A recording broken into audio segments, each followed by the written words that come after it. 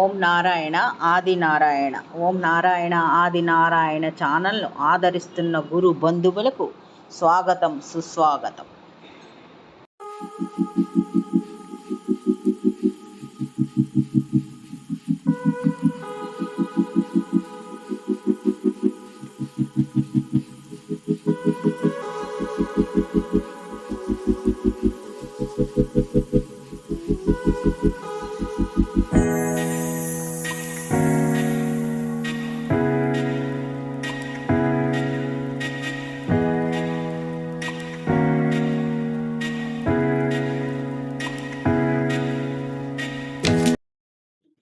ఓం నారాయణ ఆది నారాయణ. ఓం శ్రీ భగవాన్ వెంకయ్య స్వామి నమః. ఆశ్రిత జనరక్షకుడు దీనజన బాంధవుడు శ్రీ భగవాన్ వెంకయ్య స్వామి వారి పాద పద్మములకు నా ప్రణామములు.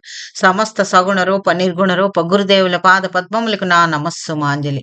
ఈనాటి దివ్యానుభవం శీర్షికలో పూజ్యశ్రీ అలివేలు మంగమ్మ తల్లి లీలా వైభవంలో జరిగిన భక్తుల అనుభవాలు ఇప్పుడు స్మరించుకుందాం. ఈ భక్తుని పేరు శివకుమార్ గారు. వీరు బెంగళూరులో ఉంటారు. వీరు మొట్టమొదటిసారిగా అమ్మగారిని 2008-9 ఆ ప్రాంతంలో నాగోల్లో దర్శించుకున్నారు. అమ్మగారిని చూడగానే వీరికి అంటే అమ్మగారి కట్టుబొట్టు వీరి తల్లి కట్టుబొట్టు ఒకే విధంగా ఉండడంతో వీరికి తల్లిని పోలి ఉంది అని అనిపించింది. చాలా ఆనందంతో అమ్మగారికి నమస్కారం చేసుకున్నారు.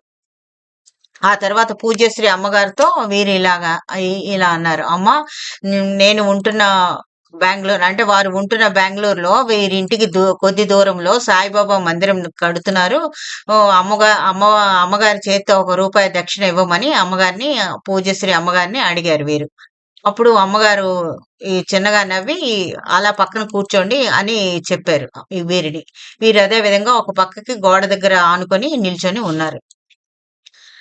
సత్సంగానికి వచ్చిన వారంతా వరుసగా ఒక్కొక్కరే అమ్మగారికి నమస్కారం చేసుకుంటున్నారు. ఒక 10 నిమిషాలు అయిన తర్వాత వీరికి అనిపించింది, అమ్మగారు దక్షిణ ఇస్తా అన్నారు కదా, మర్చిపోయారేమో అనిపించి కొంచెం ముందుకు వెళ్ళి అమ్మగారిని అడిగారు. అమ్మగారు అని పిలిచారు. వెంటనే అమ్మగారు వీరి పక్క చూసి చిన్నగా నవ్వి తల ఊపారు. ఇస్తాను అన్నట్టుగా తల ఊపారు. అందరూ నమస్కారం అయిపోయిన తర్వాత లోపల నుంచి ఒక కొత్త జేబు రుమాలు తెప్పించి వచ్చిన దక్షిణ అంతా అందులో వేసి కట్టి వీరికి ఇచ్చారు. అంటే ₹1 దక్షిణ అడిగితే అంత దక్షిణ వీరికి ఇచ్చారని వీరు ఆశ్చర్యపోయారు.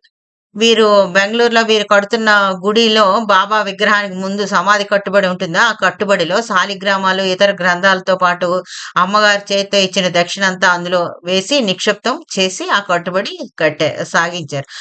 ఇప్పుడు ఆ గుడిలో ఇప్పుడు ప్రతిరోజు వాటికి కూడా ఆ దక్షిణకు కూడా ప్రతిరోజు అభిషేకం జరుగుతూనే ఉంటుంది.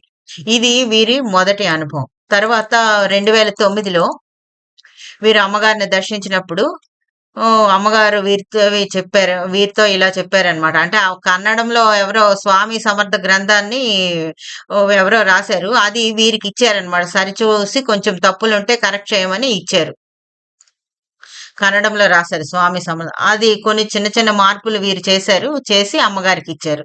తర్వాత అమ్మగారు వీరికి సాయినాథ ప్రబోధామృతం ఈ గ్రంథం కూడా అది ఎవరో తెలుగు నుంచి కన్నడంలోకి అనువాదం చేసింది వీరికి సరిచూడమని ఇచ్చారు. అందులో చాలా తేడాలు ఉన్నట్లు వీరికి ఆ ప్రబోధామృతంలో అనిపించింది. ఎందుకంటే మాస్టర్ గారి హృదయం ఇందులో ఆవిష్కరించబడిందని వీరికి అనిపిస్తూ ఉంటుంది. అక్కడ అందులో భావ ప్రకటన సరిగ్గా లేదు. తెలుగు నుంచి కన్నడంలో అనువదించేటప్పుడు భావ ప్రకటన సరిగ్గా లేదనిపించింది వీరికి, శివకుమార్ గారికి. అదే విషయం అమ్మగారితో చెప్పారు. అమ్మగారు అప్పుడు వీరితో చెప్పారనమాట, సాయినాథ ప్రబోధామృతం కూడా కన్నడంలోకి పూర్తిగా అనువాదం చేయమని వీరికి చెప్పారు. వీరు ఆశ్చర్యం అనిపించింది. అంటే వీరికి తెలుగు చదవగలరు, కొంచెం అర్థం చేసుకోగలరు. కానీ భాష మీద వీరికి అంతగా పట్టు లేదు. ఎలా చేయాలో వీరికి అర్థం అవ్వలేదు. ఈ సేవ వీరికి ఎందుకు అనుగ్రహించారో వీరికి అర్థం అవ్వలేదు. వీరి మిత్రులకు తెలుగు బాగా తెలుసు కాబట్టి కొంత వాళ్ళ సహకారం ఈ అనువాదంలో తీసుకున్నారు. కానీ పూర్తి బాధ్యత అమ్మగారే వహించారు ఇందులో.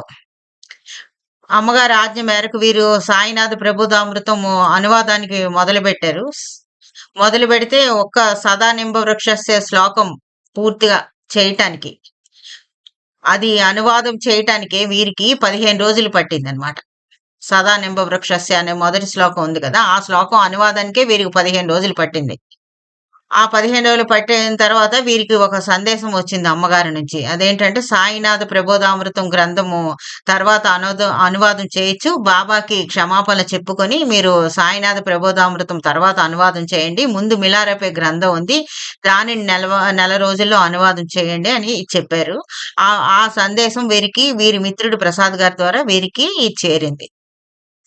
సరే వీరు పూజ్యశ్రీ అమ్మగారి ఆదేశం మేరకు మిలారెపే గ్రంథం అనువాదం చేద్దామని మొదలు పెడదామని అనుకున్నారు. కానీ వీరికి అంతంత మాత్రంగా తెలుగు వచ్చు కదా! ఇది నెల రోజుల్లో పూర్తి చేయాలంటే నా కష్టమని భయమేసింది వీరికి. దాంతో వీరికి అమ్మగారికి అక్కడి నుంచే ఒక విన్నపం చేసుకున్నారు.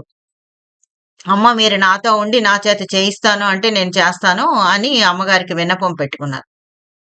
ఆ విధంగా మీరు నాకు హామీ ఇస్తే నేను ఈ అనువాదం మిలారెపే గ్రంథం అనువాదం మొదలు పెడతాను అని అన్నారనమాట. అని విన్నపం పెట్టుకున్నారు.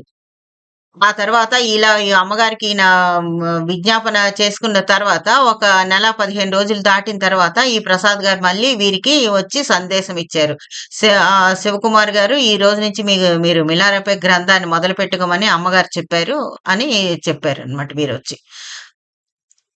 అంటే అమ్మగారు ఆ హామీ ఇచ్చారు. ఆ అమ్మగారు నాతోనే ఉండి గ్రంథాన్ని రాయిస్తారని వీరు నమ్మారు. వీరు ఆ అమ్మగారు హామీ ఇచ్చినట్టుగా భావించారు. ఎందుకంటే నిజానికి అమ్మగారు హామీ ఇచ్చారు కాబట్టి. ఆ విధంగా అమ్మగారు హామీ మేరకు వీరు ఈ గ్రంథాన్ని అనువదించడం మొదలుపెట్టారు. మొదలుపెట్టిన దగ్గర నుంచి చాలా ప్రశాంతంగా, ఆనందంగా అయిపోయిందనమాట. అంటే రాత్రి 10 గంటలకు మొదలుపెడితే 2, 3 గంటలకు అయ్యేది. కానీ ఉదయం లేచేటప్పటికి నిద్ర, అలసట ఏమీ ఉండేది కాదు. అతను ఆ టైంలో వెంకటేశ్వర స్వామి గుడిలో అర్చకత్వం చేసేవారు. కానీ ఉదయమే లేచి గుడికి వెళ్ళేటప్పటికి వీరికి అలసట అది ఏమీ ఉండేది కాదు. అంటే రాత్రి 10 నుంచి సుమారు 3 గంటల వరకు వర్క్ చేసినా వీరికేమీ అలసట ఉండేది కాదు. ఇది అలివేలు మంగమ్మ తల్లి సహకారం కాక, ఆమె అనుగ్రహం కాక ఇంకేమిటి? నిర్ణీత సమయానికి అనుకున్న సమయానికే గ్రంథం ఈ అనువాదం పూర్తయింది. వీరు ప్రతి మంగళవారము అక్కడ వెంకటేశ్వర స్వామి గుడిలో 6:30 కల్లా సాయంత్రం 6:30 కల్లా వీరు సాయి మాస్టర్ సత్సంగం చేసుకుంటూ ఉంటారు. అదే విధంగా అమ్మగారు ఇప్పుడు ఈ గ్రంథం పూర్తయిన రోజు కూడా గ్రంథం పూర్తయింది కూడా ఆ రోజు మంగళవారం. ఆ గ్రంథం తీసుకొని ఆ రోజు సత్సంగానికని వీరు బయలుదేరుతున్నారు. బయలుదేరుతున్న టైంలో ఈ ప్రసాద్ గారు వచ్చి ఇలా చెప్పారు. అమ్మగారు మిలారెపే గ్రంథం ఎంతవరకు వచ్చిందని అడగమన్నారు అని వీరిని అడిగారనమాట. ఇప్పుడు అంటే వీరికి ఆశ్చర్యం అనిపిస్తుంది. గ్రంథం మొదలుపెట్టిన దగ్గర నుంచి ఒక్కసారి కూడా అమ్మగారి నుంచి ఎంతవరకు వచ్చిందన్న ప్రశ్న రాలేదు. సరిగ్గా గ్రంథం పూర్తయిన తర్వాత ఎంతవరకు వచ్చింది అని వీరికి అమ్మగారు అడిగినట్టుగా సందేశం వచ్చింది. అంటే ఇది అంతా అమ్మగారు దగ్గరుండి పూర్తి చేయించినట్టే కదా! ఓం నారాయణ ఆది నారాయణ, ఓం నారాయణ ఆది నారాయణ.